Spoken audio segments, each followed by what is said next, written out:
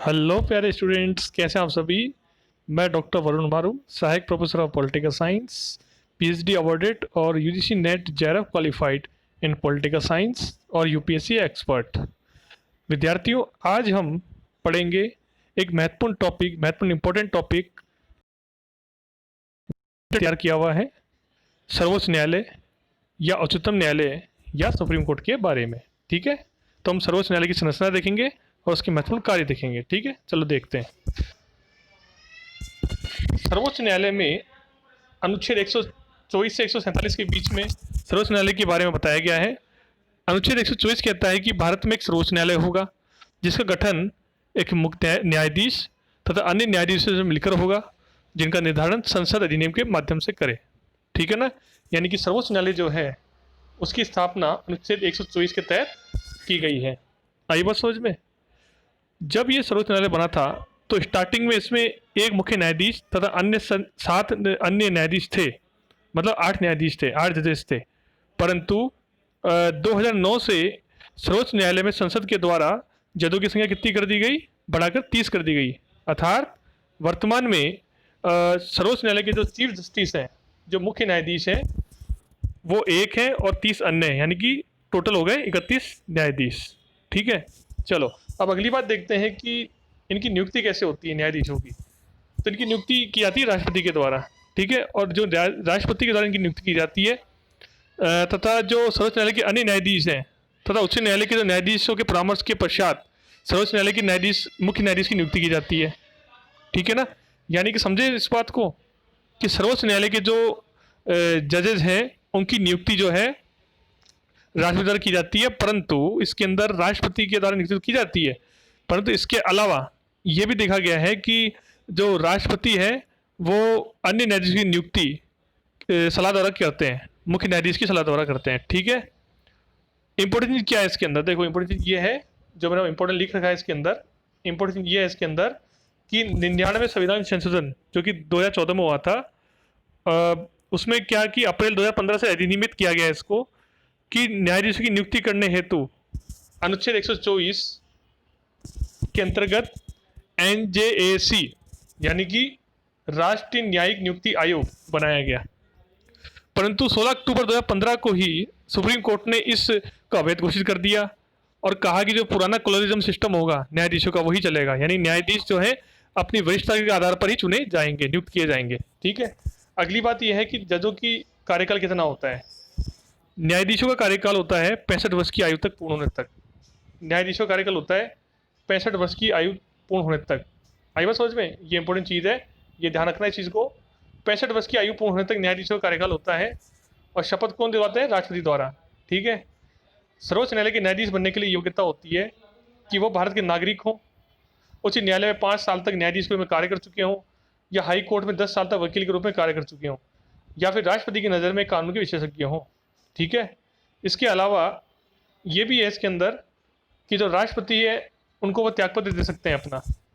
अगली बात कि जो सुप्रीम कोर्ट के जजेज हैं उनको पद से हटा सकते हैं, यदि वो कदाचार करें या असमर्थता की बात हो तो संसद द्वारा हटा सकते हैं उनको विशेष बहुमत के द्वारा। ठीक है, अगली बात देख लेते हैं। अनुच्छेद 125 कहता है कि सुप्रीम कोर्ट के जो न्यायाधीशों को उनके वेतन भत्तों का प्रयोग के बारे में बताया गया है, और उनके वेतन भत्ते जो हैं वो संसद डिसाइड करेगी। संसद बताएगी कि कितना वेतन उनको मिलेगा, और भारत के संचित निधि से उन्हें वेतन मिलेगा। ठीक है, वर्तमान में ध्यान रखना इस चीज़ का, वर्तमान में जो सर्वोच्च न्यायालय के जो न्यायाधीश हैं उनका वेतन 1 लाख रुपये तथा अन्य न्यायाधीशों का वेतन 90,000 रुपये है। अनुच्छेद 126 कहता है कार्यकारी मुख्य न्यायाधीश के बारे में, यानी कि यदि सर्वोच्च न्यायालय की मुख्य न्यायाधीश का पद खाली हो तो, या फिर अपने दायित्वों का निर्वहन करने में असमर्थ हो, तो राष्ट्रपति सुप्रीम कोर्ट के अन्य किसी न्यायाधीश को कार्यकारी न्यायाधीश बना सकते हैं। ठीक है, अगली बार फिर देख लेते हैं हम अनुच्छेद 127। अनुच्छेद 127 कहता है तदर्थ न्यायाधीश के बारे में, अर्थात यदि सुप्रीम कोर्ट के की जो गणपूर्ति है, जो कि न्यायाधीशों की गणपूर्ति होती है, यदि पूर्ण ना हो पाए तो सर्वोच्च न्यायालय के जो मुख्य न्यायाधीश के द्वारा राष्ट्रपति की पूर्व सहमति से उच्च न्यायालय के किसी भी जज को सर्वोच्च न्यायालय के अंदर तदर्थ न्यायाधीश के रूप में नियुक्त किया जा सकता है। ये इंपॉर्टेंट है, ध्यान रखना। अनुच्छेद 127 के अनुसार तदर्थ न्यायाधीश यानी कि यदि सुप्रीम कोर्ट में जब ये गणपूर्ति पूरी नहीं हो पाए, कोरम नहीं हो पाए किसी भी मत को लेकर के, तो हाई कोर्ट जो सुप्रीम कोर्ट के जो मुख्य न्यायाधीश हैं वो राष्ट्रपति की सहमति से हाई कोर्ट के किसी जज को सर्वोच्च न्यायालय में तदर्थ न्यायाधीश बना सकते हैं। ठीक है, अगले देखते हैं सर्वोच्च न्यायालय की शक्तियाँ क्या है। सर्वोच्च न्यायालय की शक्तियाँ क्या है, तो देखो पहली शक्ति है प्रारंभिक क्षेत्राधिकार अनुच्छेद 131, दूसरी अपीलीय क्षेत्राधिकार, तीसरी संवर्ती क्षेत्राधिकार जिसमें कि मौलिक अधिकारों का संरक्षण करना है अनुच्छेद 32, चौथी राष्ट्रपति तथा उपराष्ट्रपति के चुनावी विवादों का समाधान करना अनुच्छेद 71, एक और इसके अलावा अभिलेख न्यायालय 129 अनुच्छेद, और जो परामर्श का अधिकार है अनुच्छेद 143 और न्यायिक समीक्षा की शक्ति, न्यायिक पुनरावलोकन की शक्ति और अन्य शक्तियाँ। ठीक है, अब एक एक करके देखते हैं शक्तियों के बारे में। देखो प्रारंभिक क्षेत्राधिकार या मूल क्षेत्राधिकार मतलब ये वो अधिकार हैं जो सुप्रीम कोर्ट के ही हाथ में, केवल वही उसको निर्णय सुना सकती है। अधीनस्थ न्यायालयों को इस विवादों का निर्णय करने की सुनवाई करने का अधिकार नहीं है। इसके अंतर्गत ये होता है कि केंद्र राज्य के मध्य विवाद, दो या दो से अधिक राज्यों के विवाद या केंद्र राज्यों के विवाद या केंद्र या अन्य राज्यों के विवाद, ठीक है, इसका निपटारा केवल कौन करेगा? सुप्रीम कोर्ट करेगा। तो ये प्रारंभिक या मौलिक क्षेत्राधिकार है अनुच्छेद 131 के अनुसार। दूसरा अपीलीय क्षेत्राधिकार, जिसमें क्या होता है, सिंपल है कि अपील करने का सर्वोच्च न्यायालय है, यानी जब अधीनस्थ न्यायालयों में जब केस आगे बढ़ाया जाता है तो वो अपील करने के लिए सर्वोच्च न्यायालय सुप्रीम कोर्ट है, सबसे बड़ा अपीलीय न्यायालय यही है।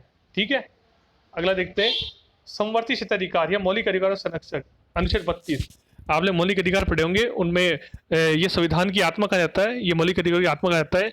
किसी भी नागरिक को उसके मौलिक अधिकार से वंचित किया जाता है तो सर्वोच्च न्यायालय की शरण ले लेता है वो इस अनुच्छेद के तहत, और सर्वोच्च न्यायालय उसके मौलिक अधिकारों की सुरक्षा करता है। इसके अंतर्गत मौलिक अधिकारों की सुरक्षा के लिए सर्वोच्च न्यायालय सुरक्षा के लिए निम्नलिखित रिट जारी करता है। पहली है बंदी प्रत्यक्षीकरण, इसका प्रयोग न्यायालय बंदी बनाए व्यक्ति को अपने समक्ष उपस्थित करने के लिए किया जाता है ताकि न्यायालय उसकी गिरफ्तारी के औचित्य का परीक्षण कर सके। दूसरा परमादेश, इसका प्रयोग न्यायालय द्वारा किसी भी सार्वजनिक पदाधिकारी, निगम अथवा सरकार को उसके पद से जुड़े हुए कर्तव्यों के पालन के लिए आदेश के रूप में किया जाता है। तीसरा है प्रतिषेध। प्रतिषेध का मतलब होता है कि यह एक न्यायिक रिट है जिसका प्रयोग सुप्रीम कोर्ट के द्वारा अपने अधीनस्थ न्यायालयों को ऐसे विषयों पर विचार करने के लिए रोका जाता है जो कि उसके अधिकार क्षेत्र में नहीं है। मतलब जो लोअर कोर्ट है वो अपने जो अधिकार क्षेत्र से आगे बढ़ के काम करते हैं तो सुप्रीम कोर्ट उनको मना कर देता है। बंदी प्रतिषेध में क्या होता है, बंदी को प्रत्यक्ष लेके आओ, कहीं बंदी को अवैध रूप से उसको बंदी नहीं बना दिया गया है या किसी निर्दोष को फंसा दिया गया इस केस में। ठीक है, उत्प्रेषण का मतलब होता है कि न्यायालय के द्वारा सर्वोच्च न्यायालय के द्वारा अपने अधीनस्थ न्यायालयों से किसी भी विषय को अपने पास मंगवाने के लिए यह अधिकार दिया गया है।